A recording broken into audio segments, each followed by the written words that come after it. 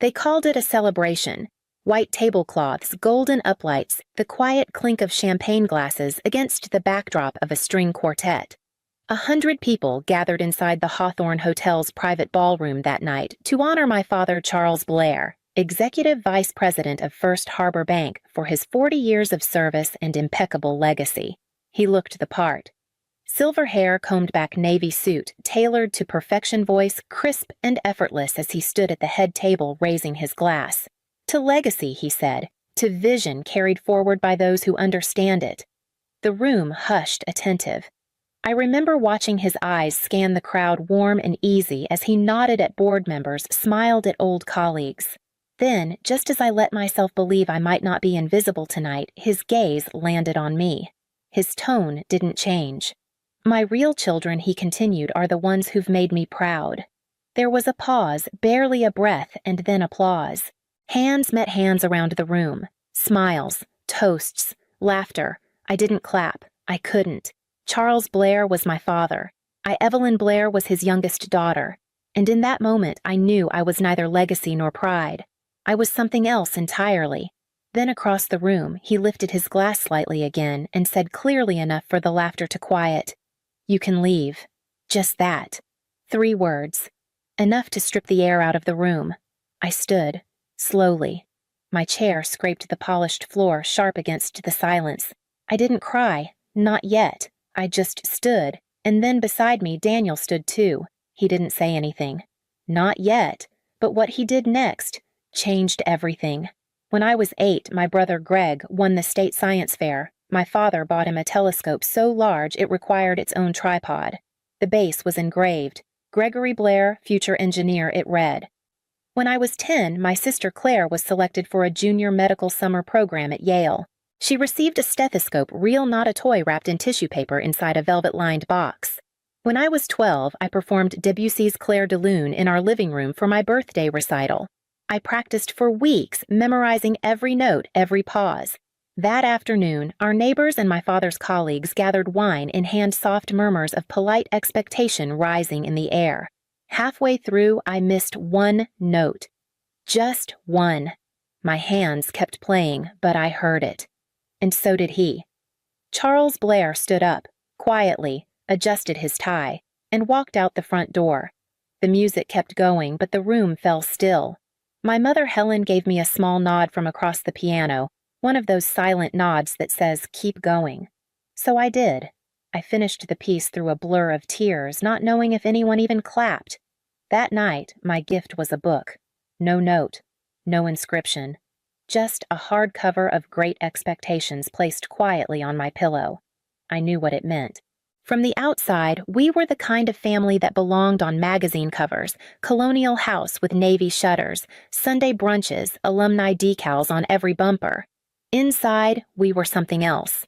Greg became the future of finance, Claire Boston's prodigy in a lab coat, and me, I was the quiet one, the artistic one, the one who always read too much and spoke too little. If they were performance, I was background music. My mother tried in her way. She would find me sketching or writing poems and say, "You have something beautiful in you, Evelyn." But beauty didn't buy legacies. In our house, the currency of love was excellence. Measurable, polished, applause-worthy, and I had always come up short.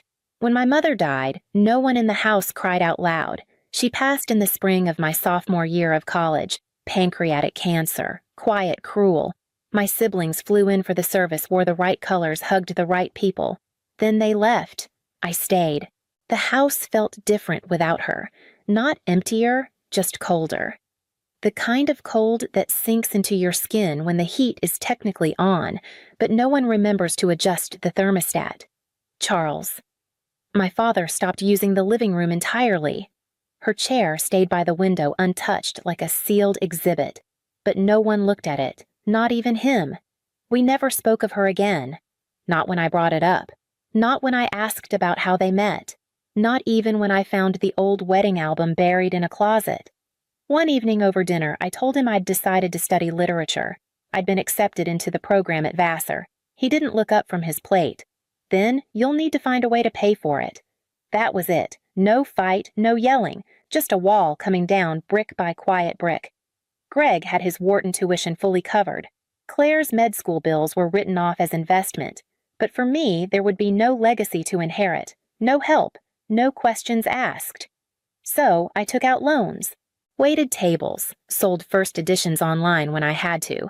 I studied Emily Dickinson by day and scrubbed bar glasses by night. At 19, I learned how to grieve two absences at once, the mother who left and the father who stayed but vanished anyway. We met in a used bookstore on a Wednesday afternoon. It was raining not dramatically, just steady enough to keep most people indoors. I was looking for a copy of The Age of Innocence with the original deckled edges. My hand reached for it at the same time as his. We both froze, then both pulled back. And then, for reasons I still can't explain, I said, "You take it." He smiled, not letting go of the book. "I already own it," he said, "but this one has your name in it." He was right. Inside the front cover, someone had scrawled in faded ink to Evelyn, "You'll understand this story someday. It wasn't from my family. The handwriting didn't match anyone I knew, but something about it felt familiar." We ended up talking for an hour in the philosophy aisle. His name was Daniel Harper. He was a software engineer by trade, but had a minor in comparative literature. He had dimples he didn't seem to know about, and eyes that didn't look through people they rested. He didn't try to fix me. He didn't tell me I was too sensitive or hard to read. He just listened. And when I told him in a too fast rush that my family didn't really talk to me, that I wasn't exactly chosen, he didn't flinch. He said, "Some people don't choose their people. They build them." It wasn't love at first sight. It was quieter than that. It was the first time in a long time that I didn't feel like I had to disappear. Daniel proposed with a first edition copy of Middlemarch. The ring was tucked into the hollowed-out center of the book between chapters 21 and 22. He didn't kneel. He didn't recite a speech. He just opened the page, looked at me and said, "We don't have to do this the way they do it. We can build something else." And we did. We lived in a small apartment above a florist in Somerville, one-bedroom crooked floors, windows that let in more sound than light. It smelled faintly of eucalyptus and old paint. I loved it. That's where Salt Light Press was born. It started with 2 manuscripts, a memoir by a retired nurse who had worked the AIDS ward in the 80s, and a poetry collection from a woman who'd aged out of foster care. We printed each one in runs of 300, hand-bound them in craft covers, and drove them to local bookstores ourselves. We weren't rich, but the work felt honest, quiet, like we were returning voices to people who'd been written off.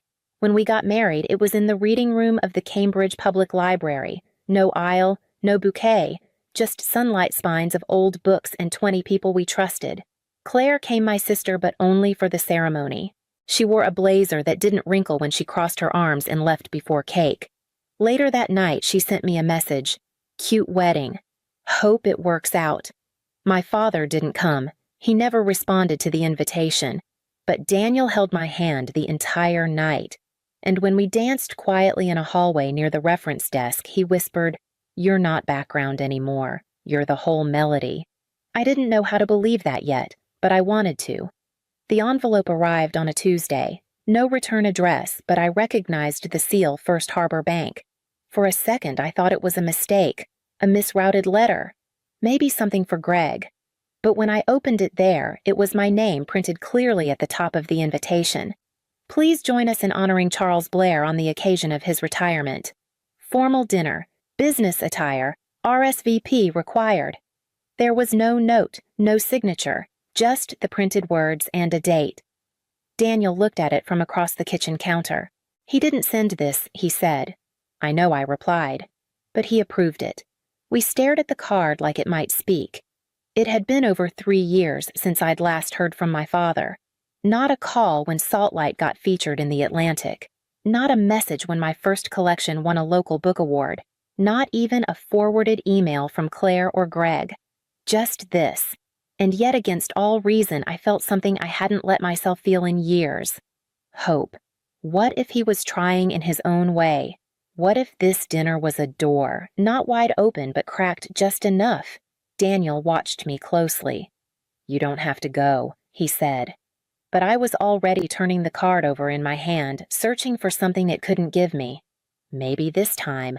Maybe I wouldn't be invisible. The Hawthorne Hotel looked exactly how I remembered it, polished historical, too proud to show its age. We arrived early. Daniel wore the navy suit I loved, the one he only brought out for weddings, and moments he knew I might need armor. I wore a dark green dress and my mother's pendant, a small circle of amber set in silver. No one had seen it since her funeral. Inside the ballroom, a string quartet played Vivaldi. Staff in white gloves moved like clockwork, adjusting chairs, refilling glasses, making everything seamless. We checked in at the reception table. The woman behind the name tags paused. Evelyn Blair. She asked, double-checking the list. Blair Harper, I corrected gently. She handed me a card with Table 9 printed in gold foil. We followed the numbers. Table 9 was near the side wall behind a pillar partially obscured from the stage. The other seats were filled with second cousins, someone who might have been my father's assistant, and a man who asked if we were part of the catering team. Claire waved at us from across the room. She sat near the center beside Greg and his wife in view of the microphone. She didn't get up, just raised her glass a little, a gesture that said, "You made it this far. Don't ruin it." Dinner was served. Conversation spun around the tables. Stock portfolios, prep schools, second homes. No one asked about books. I excused myself once to the restroom just to breathe. In the mirror, I noticed my lipstick had faded. My hands were trembling. Back at the table, Aunt Judith appeared beside me. She wore pale lavender and too much perfume, the kind that clings to silk for days. She leaned in, her voice low. "Try to make him proud tonight, dear. Don't embarrass him." She patted my hand, like a warning dressed up as affection. When the room dimmed for the speech, my heart moved somewhere into my throat.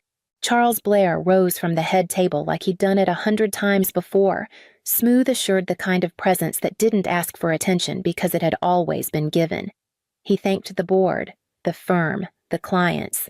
He even thanked Helen, my mother, calling her the quiet compass behind his years of clarity. I felt the tears before I knew they were there. Then came the part I hadn't let myself expect, but still hoped for. "My children," he began. "They've carried my values further than I ever dreamed." A pause. "Greg," he said, turning to my brother, "is a mind sharper than any market. Claire, what a miracle in motion. A healer, a builder." I waited, sat straighter, smoothed the skirt of my dress. Maybe he'd say something about Saltlight, about stories, about how value isn't always in numbers. But he looked over me like I was furniture. And then he smiled, raised his glass, and said it. "My real children are the ones who've made me proud." The applause came fast, too fast. Like no one knew what to do with the silence between those words. Daniel didn't clap. Neither did I. My father looked directly at me. No malice, no anger. Just that same clean clinical clarity he used for interest rates and bottom lines. Then he said, just loud enough for the nearby tables to hear, "You can leave." 3 words. Not shouted, not whispered, just final. And for the first time in a very long time, I stood. The silence was the kind that made silverware stop moving. I stood unsure if I'd actually leave or just dissolve into the carpet. My fingers went cold, my ears rang. The room around me blurred faces I didn't know, faces I'd grown up with.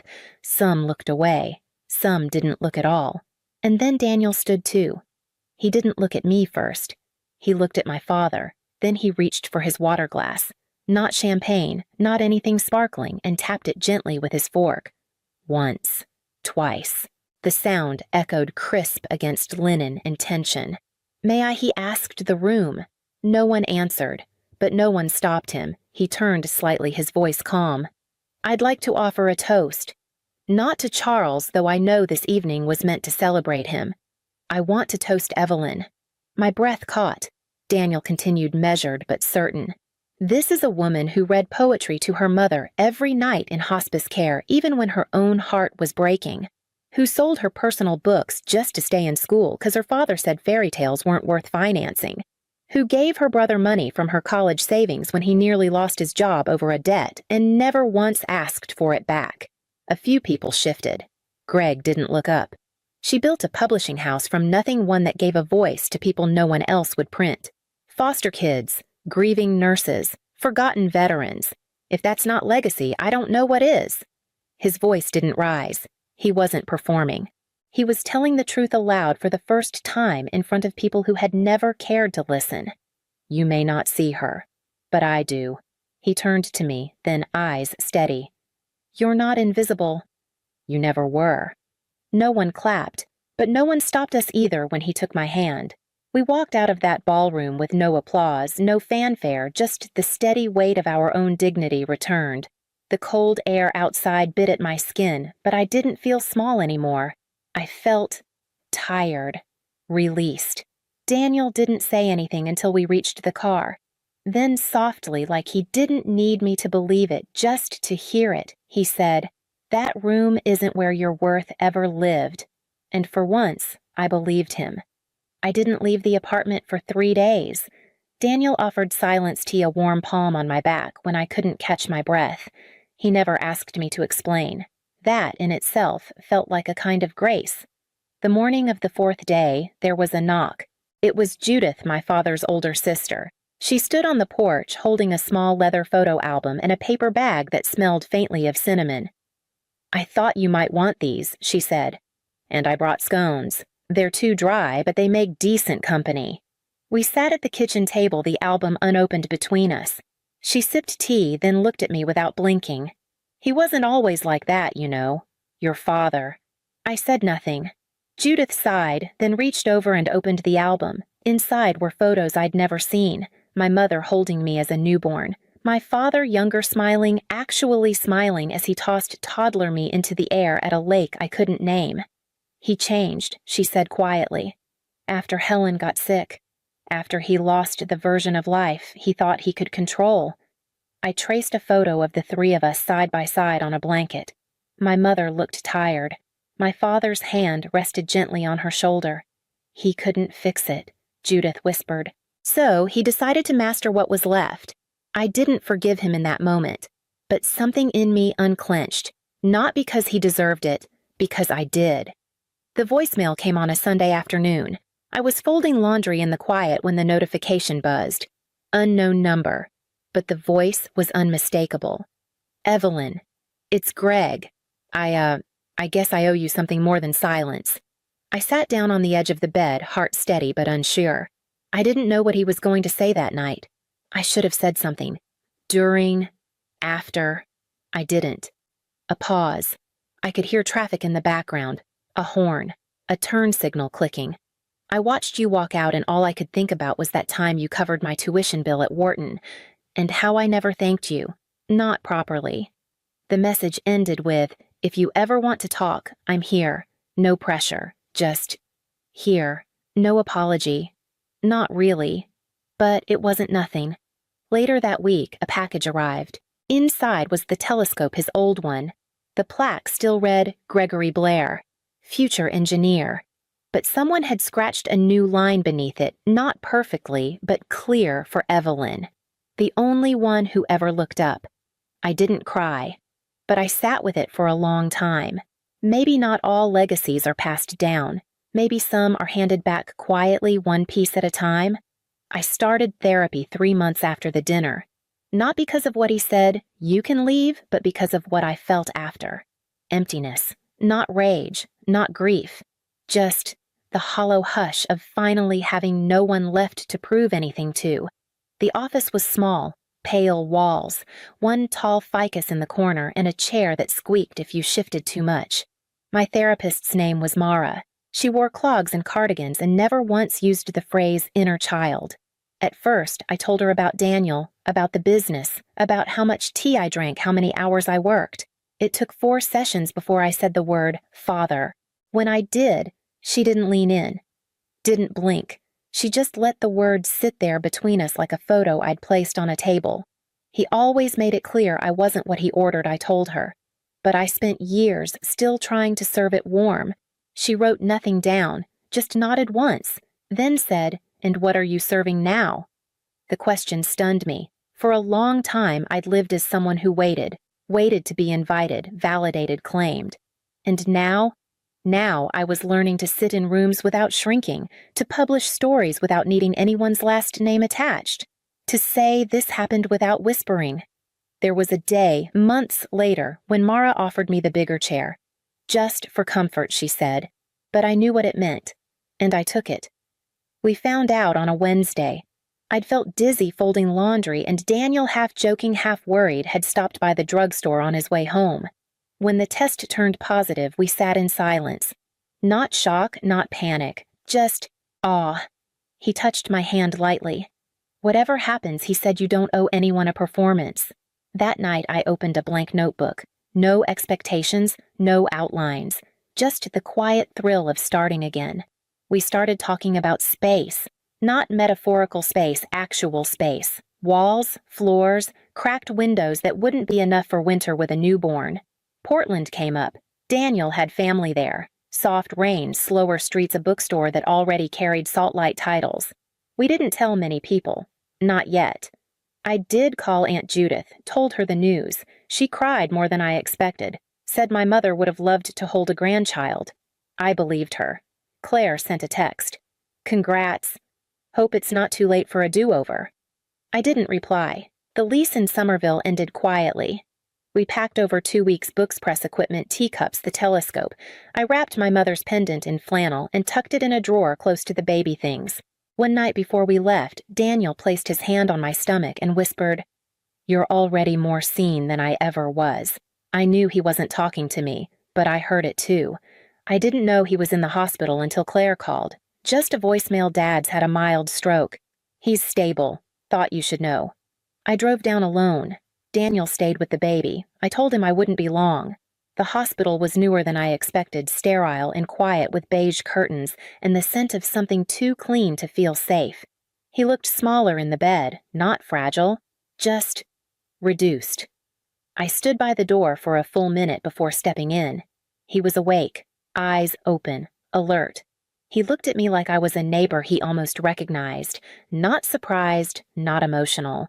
We didn't hug. There were no machines beeping dramatically, just the soft rhythm of monitored breathing. I pulled the only chair in the room closer, sat down. We didn't speak for 12 minutes. I counted. At one point, he shifted, looked at me, then at the pendant around my neck. He opened his mouth, then closed it. I waited, but not for an apology, just to see if he'd take the chair across from me. He didn't.